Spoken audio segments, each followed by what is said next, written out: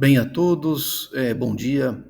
Hoje nós vamos falar sobre o cálculo do consumo de oxigênio para processos aeróbios de tratamento.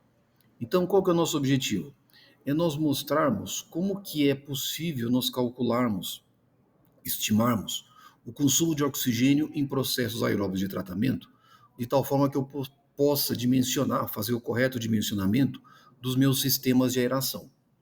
Na verdade, esse vídeo, ele teve como origem um conjunto de vídeos anteriores, onde eu mostrei uma expressão que normalmente nós empregamos quando nós temos o consumo de oxigênio calculado, ou seja, o consumo de oxigênio teórico, e aí nós precisamos fazer uma correção para condições de campo.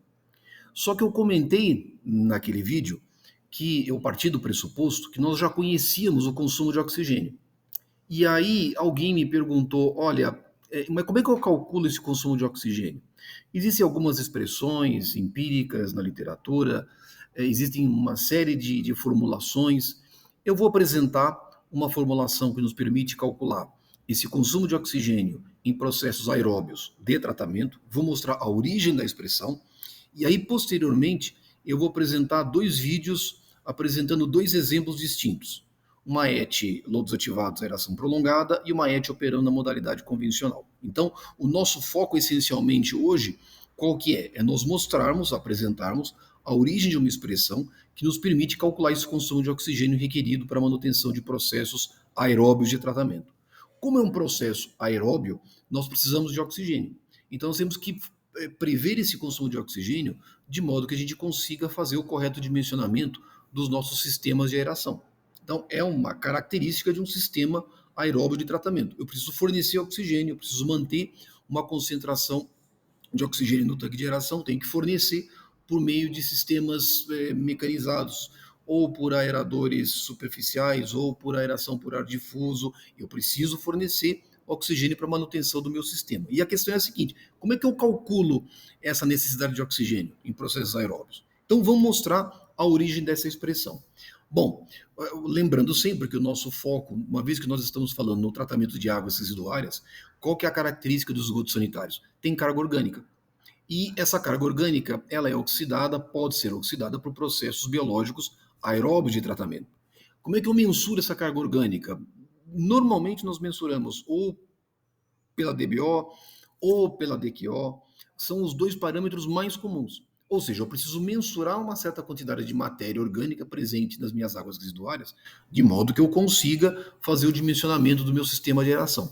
Normalmente, o esgoto sanitário apresenta concentrações normalmente de DBO que podem variar desde 150, 200 miligramas por litro até 400 miligramas por litro. A DQO normalmente varia, pode variar de 300 a 1.000, 1.200 miligramas por litro. Então, águas residuárias apresentam carga orgânica e essa carga orgânica vai demandar uma certa quantidade de oxigênio. Para isso, nós vamos lembrar que, por ser um processo biológico aeróbio, nós temos dois processos bioquímicos distintos.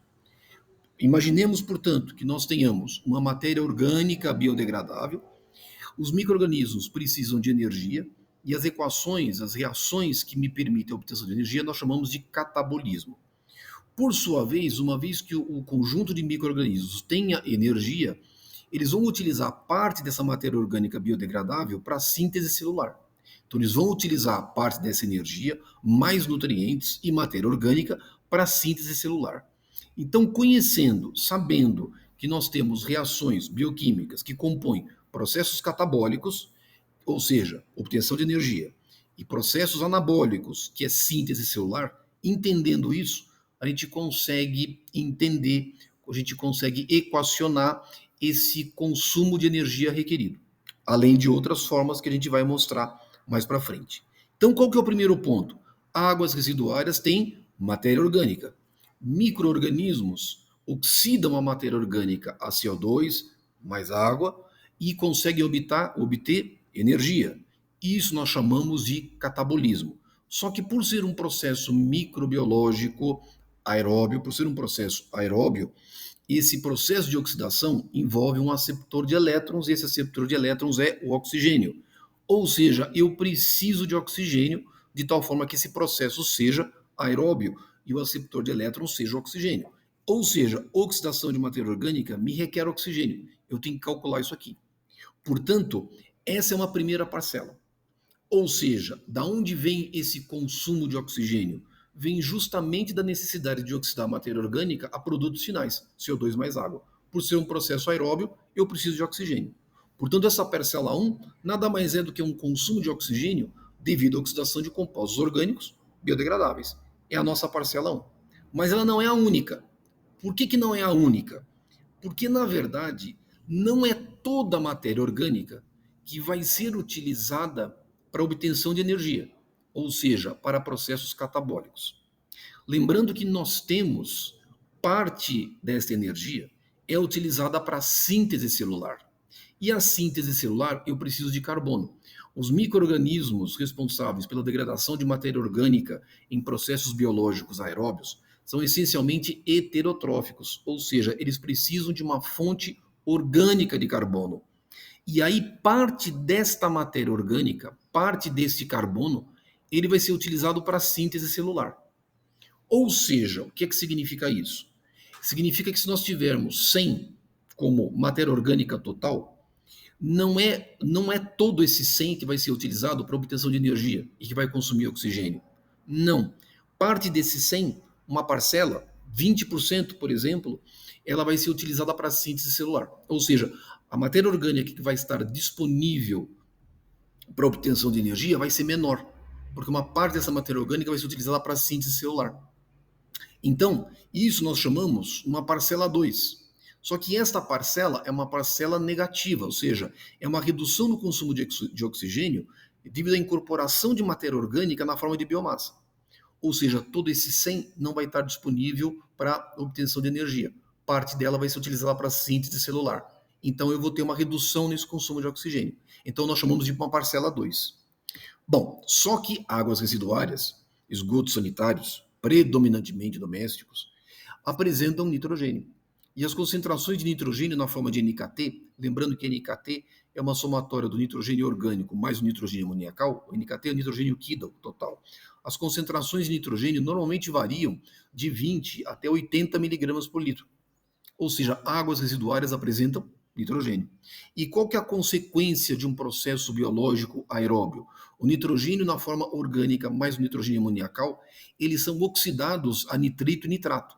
Esse processo nós chamamos de nitrificação. É um processo biológico aeróbio e ele é conduzido por micro-organismos autotróficos. Ou seja, é uma consequência da operação de processos biológicos aeróbios. Se eu tiver condições adequadas no tanque de aeração, a consequência é que o nitrogênio orgânico ele vai ser oxidado a nitrogênio amoniacal e o nitrogênio amoniacal vai ser oxidado a nitrito e posteriormente a nitrato. Esta reação de nitrificação me consome oxigênio. Estequiometricamente, 1 mol de nitrogênio na forma de nitrogênio amoniacal me consome 2 mols de oxigênio. Em termos mássicos, isso significa que cada 1 miligrama de nitrogênio amoniacal expresso como nitrogênio vai me consumir aproximadamente 4,57 miligramas de oxigênio por litro.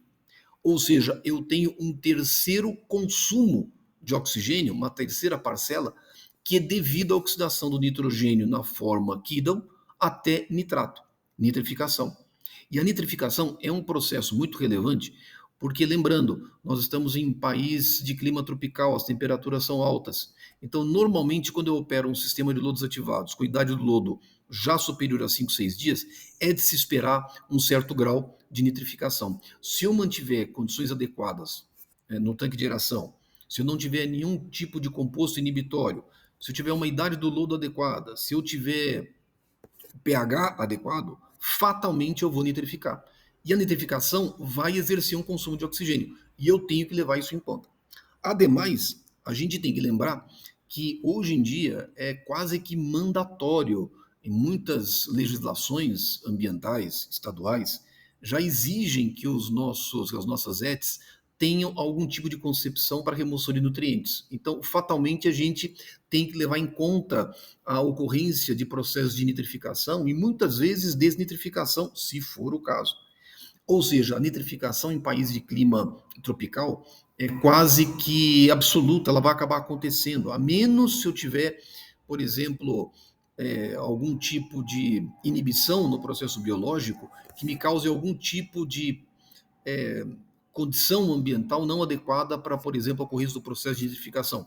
Por exemplo, você pode ter uma cidade, um município, uma rede coletora que ela pode receber alguns efluentes industriais. E alguns efluentes industriais, sem o devido pré-tratamento, podem lançar alguns compostos que podem inibir o processo de nitrificação. Metais pesados, alguns compostos orgânicos recalcitrantes.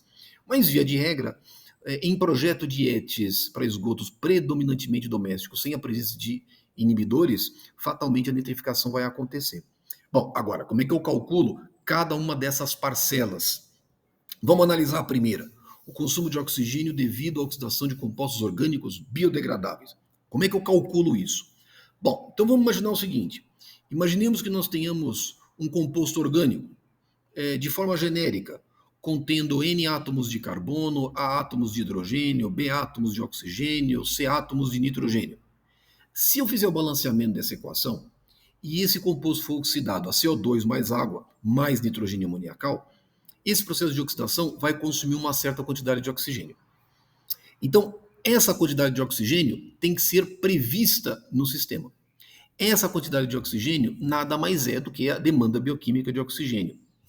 Mas que demanda bioquímica de oxigênio? Essa demanda bioquímica de oxigênio, ela é a demanda bioquímica que nós chamamos de demanda bioquímica de oxigênio carbonácea, ou última, que é este valor aqui. Vamos lembrar o que acontece quando a gente faz uma análise de DBO.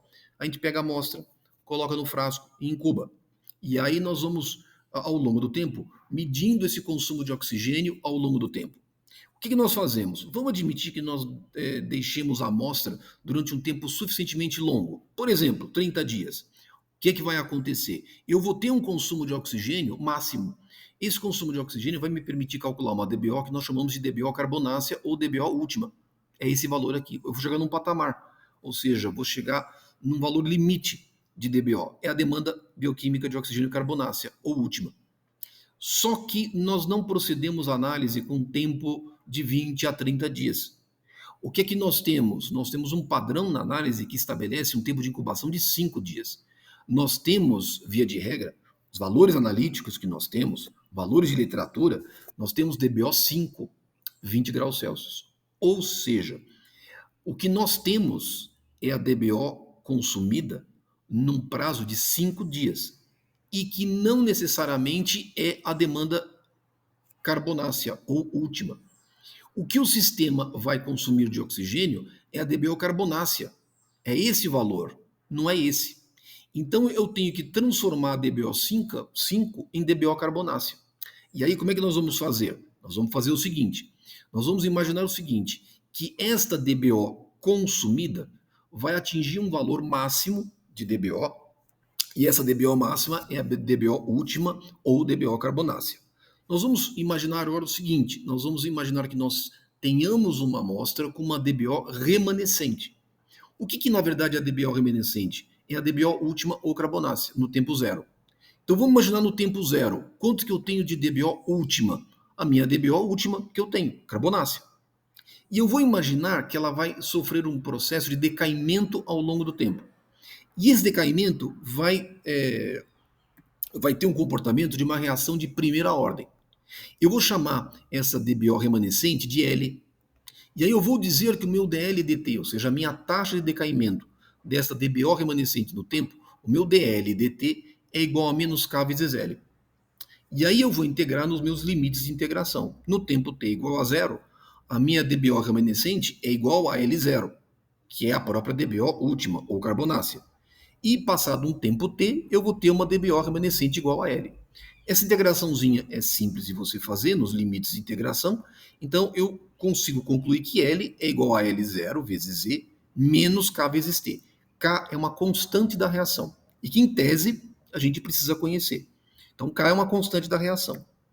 Mas acontece que em qualquer tempo, ou melhor, num tempo fixo, pode ser 5 dias, pode ser 10 dias, pode ser 15 dias, pode ser o que for. Esta DBO remanescente L mais a DBO consumida tem que ser igual a L0, que é a DBO última. Então o que acontece? C de T mais L de T em qualquer tempo é igual a L0, que é a DBO última. Ora, mais L em qualquer tempo é L0 vezes E elevado a menos K vezes T. Então, a minha DBO remanescente, ela pode ser ligada, ela pode ser calculada conhecendo a DBO consumida, ou vice-versa. O que é, na verdade, esta DBO consumida, ou C?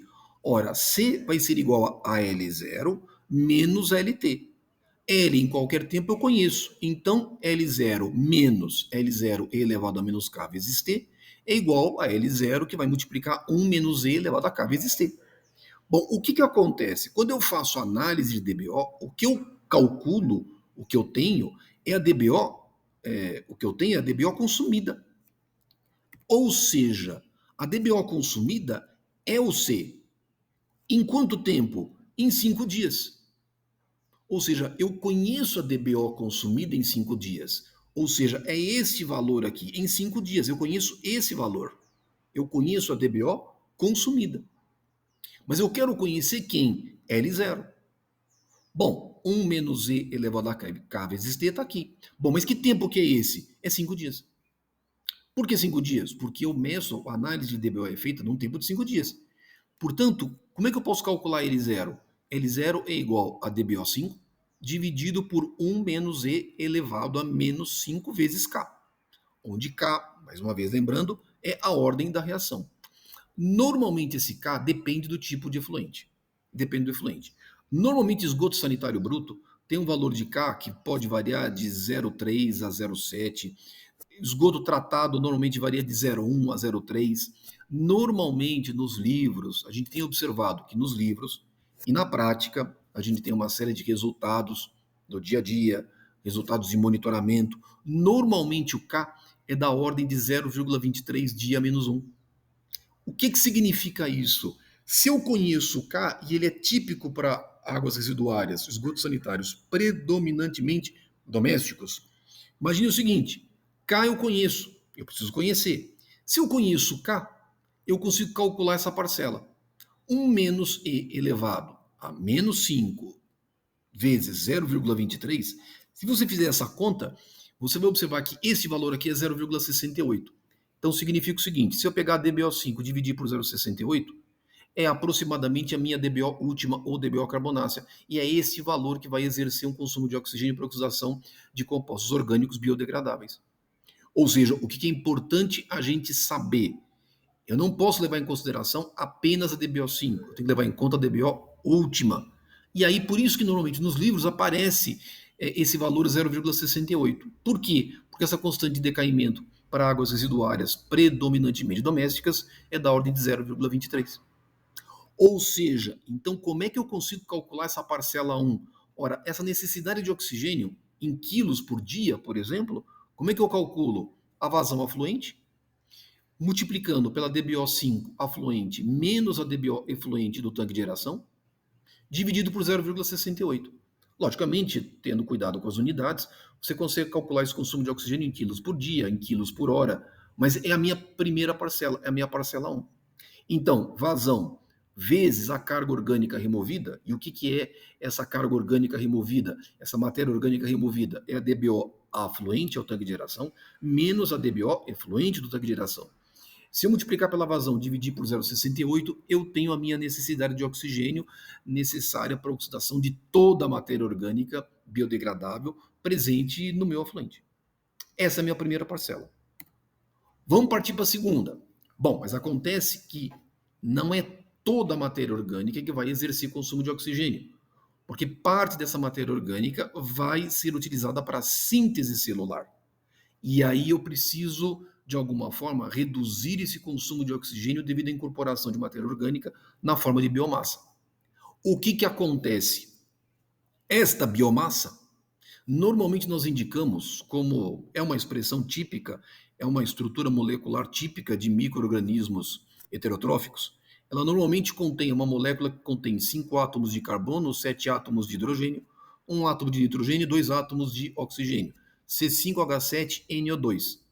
Qual que é a ideia? Como é que nós quantificamos essa esse material celular produzido num processo biológico aeróbio, através da produção de lodo. E normalmente isso é feito através do parâmetro SSV, ou seja, dos sólidos em suspensão voláteis produzidos por via biológica no tanque de aeração. O interessante é que esta matéria orgânica ela está associada a uma certa quantidade de oxigênio. Observe que se eu pegar toda essa matéria orgânica e eu transformar em equivalentes de oxigênio, o que eu observo? Eu observo que 1 mol desta molécula de C5H7NO2, ela tem 113 gramas. Mas 1 mol de C5H7NO2 é equivalente a 5 moles de oxigênio. Portanto, 113 gramas de C5H7NO2 é equivalente a 160 gramas de oxigênio. Ora, então, eu consigo estabelecer uma relação estequiométrica. E que relação estequiométrica que é essa? Se eu dividir 160 por 113, eu observo que eu tenho um consumo equivalente de oxigênio de 1,42 gramas de oxigênio por, em tese, gramas de sólidos. Mas que sólidos são esses? São os meus sólidos em suspensão voláteis, porque eu quantifico a minha produção de lodo no meu sistema por meio de sólidos em suspensão voláteis. Então, se eu conhecer a produção de lodo na forma de SSV, sólidos biológicos produzidos no sistema, e se eu multiplicar por 1,42, eu vou estar estimando essa redução do consumo de oxigênio devido à redução da carga orgânica e incorporação como síntese celular. Vamos ver? Então lembra, como é que eu posso calcular então essa redução no consumo de oxigênio? Bom, eu multiplico 1,42 vezes a produção de lodo. E essa produção de lodo, nós mostramos como é que a gente pode calcular em vídeos anteriores. Essa produção de lodo é uma produção de lodo devido a um X biológico. Eu estou chamando de X sólidos, mas sólidos de origem biológica. Mas quais sólidos? Nós vimos que essa produção de lodo, ela compõe, biológico, é composta de 4 termos.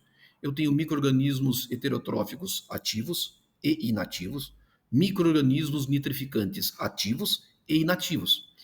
Como os micro-organismos nitrificantes são autotróficos, a fonte de carbono é carbono inorgânico. Então, eu apenas preciso levar em conta a produção de lodo devido a micro-organismos heterotróficos, ativos e inativos. Ou seja, o meu PX-bio, minha produção de lodo biológico, leva apenas em consideração os micro-organismos heterotróficos, tanto ativos como inativos. Então eu preciso calcular essa produção de lodo de tal forma que eu consiga calcular esta redução no consumo de oxigênio. E é por isso que eu mostrei em vídeos anteriores como é que a gente calcula essa produção de lodo. E aí nós vamos mostrar um exemplo desta aplicação em 2 vídeos posteriores. Já temos, portanto, o nosso segundo termo. E o nosso terceiro termo? Bom, eu tenho um consumo de oxigênio devido à oxidação de nitrogênio na forma Kidal até nitrato, nitrificação. Lembrando que estequiometricamente, para cada 1 mol de nitrogênio amoniacal, eu preciso de 2 moles de oxigênio. Então, aproximadamente, eu preciso de 4,57 miligramas de oxigênio para cada miligrama de nitrogênio amoniacal disponível para a ocorrência do processo de nitrificação. Bom, mas qual que é o nitrogênio disponível? É todo o nitrogênio? Não, não é todo. Esse nitrogênio Kidal disponível, ele pode ser calculado conhecendo-se o NKT afluente, menos o NKT na saída do tanque de aeração. Então eu tenho uma entrada e tenho uma saída. Só que não é essa diferença. Por exemplo, entra 60, sai 5. Não é todo o nitrogênio amoniacal, o afluente menos o efluente, que vai estar disponível para o processo de nitrificação. Por quê? Porque parte desse nitrogênio vai ser incorporado no lodo. Lembra que no processo de síntese celular, eu preciso de carbono, oxigênio, hidrogênio, nitrogênio e outros nutrientes. O nitrogênio faz parte do material celular. Então, parte desse nitrogênio vai ser incorporado, vai ser utilizado para a síntese celular. Então, eu tenho um NKT do lodo.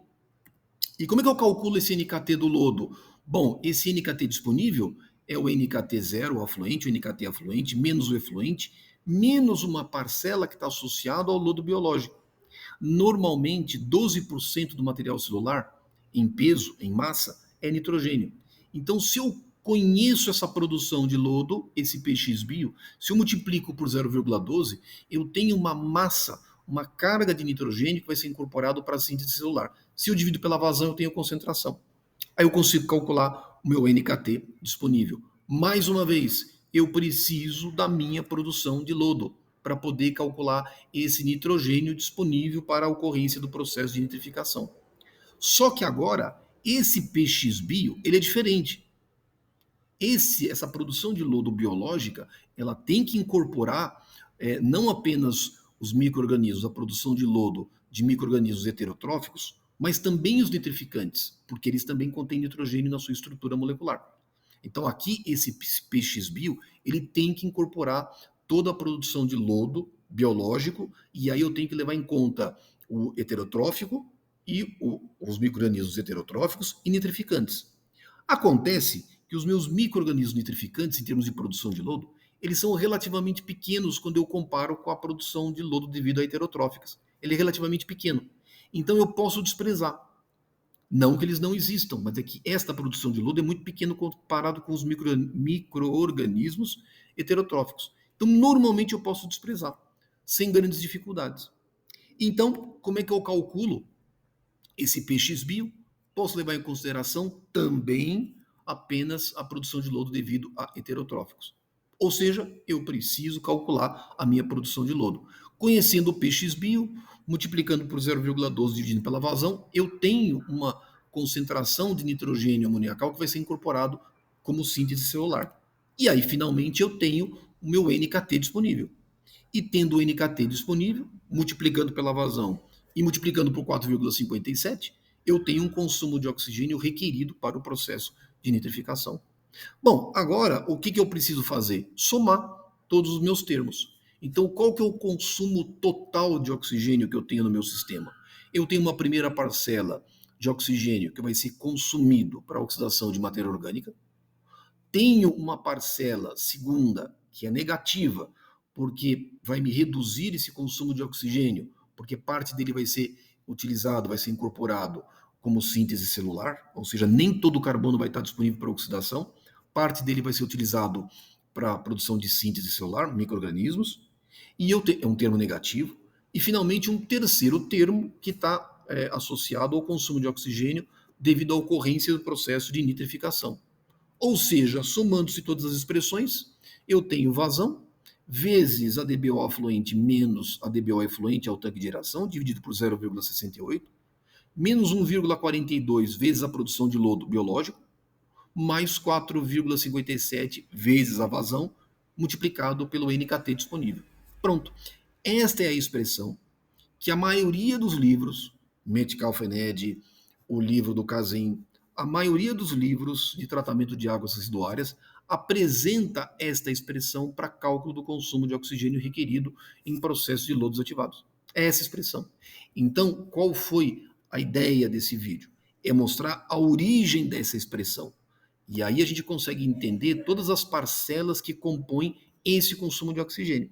E que agora a gente já conhece. O que a gente precisa fazer agora? Fazer um cálculo. E aí esse cálculo eu vou apresentar posteriormente em 2 outros vídeos separados, de tal forma que a gente mostre como é que a gente consegue calcular esse consumo de oxigênio. E aí ele deixe de ser algo assim tão distante. Ou seja, é relativamente fácil da gente fazer, não é difícil, mas a gente tem que fazer com uma base científica, com uma base correta, de tal forma que nós não cometamos equívocos. E qual que é o grande equívoco quando a gente dimensiona um sistema de lodos ativados? E aí pode ser lodos ativados convencional, aeração prolongada, pode ser sistemas do tipo MBBR, pode ser sistemas IFAS, pode ser sistema MBR. Eu tenho que avaliar esse consumo de oxigênio de forma absolutamente correta. Do contrário, o que eu vou ter? Eu não vou conseguir atingir condições aeróbias no tanque de aeração. Esse consumo de oxigênio tem que ser muito bem calculado. E por que ele tem que ser bem calculado? Porque eu preciso desse consumo de oxigênio para poder dimensionar corretamente os meus sistemas de aeração, seja eles quais forem. Se o meu input inicial não tiver certo, não tiver correto, ninguém vai conseguir dimensionar corretamente os meus sistemas de aeração. E, na verdade, esse é um dos grandes erros que a gente observa no projeto de ETS. Primeiro, o cálculo equivocado desse consumo de oxigênio.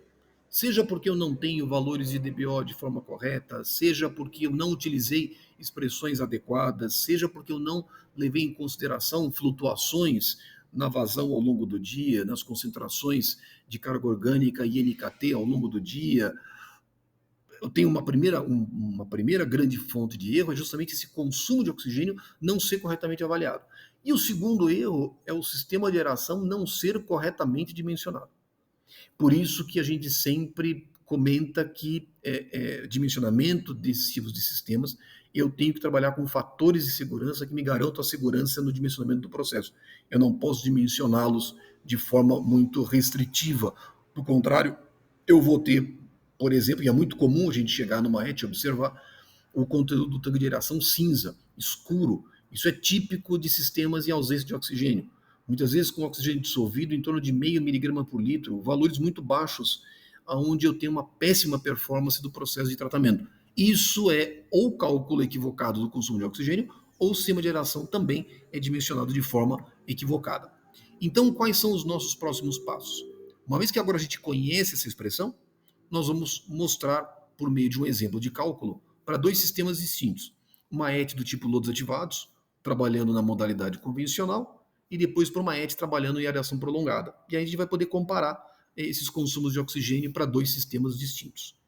Bem, lembrando que todos aqueles que têm forte interesse no tratamento de águas residuárias, esse é um livro que eu recomendo fortemente para projeto. É o livro do Casim. Eu sempre que eu faço vídeos falando sobre assuntos relacionados a tratamento de águas residuárias, eu recomendo esse livro porque é um dos melhores livros de projeto que a gente tem no mercado. Eles são 2 livros, está na 3ª edição. É um livro excelente. Infelizmente não temos no Brasil, tem que comprar fora, pedir para entregar, comprar na Amazon. Não é barato. No entanto, é um livro, um dos melhores livros de projeto que se tem notícia.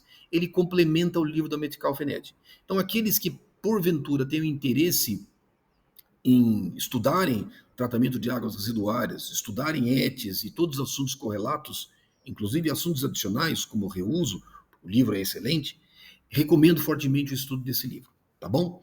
Bom, então, se alguém tiver alguma dúvida nesse vídeo, coloca nos comentários. Alguns vídeos auxiliares que eu apresentei anteriormente, como, por exemplo, vídeos que mostram como calcular a produção de lodo, como calcular a correção dos consumos de oxigênio, eu vou colocar na descrição desse vídeo, vou colocar os links, e aí depois vocês podem assistir, caso seja do interesse de vocês, tá bom? Se alguém tiver alguma dúvida, não esquece, coloca nos comentários, na medida do possível eu vou respondendo. E, mais uma vez, eu agradecendo a todos por assistir esse vídeo até o final, e aí, se Deus quiser, até os nossos próximos vídeos. Então, até lá, um abraço a todos e muito obrigado.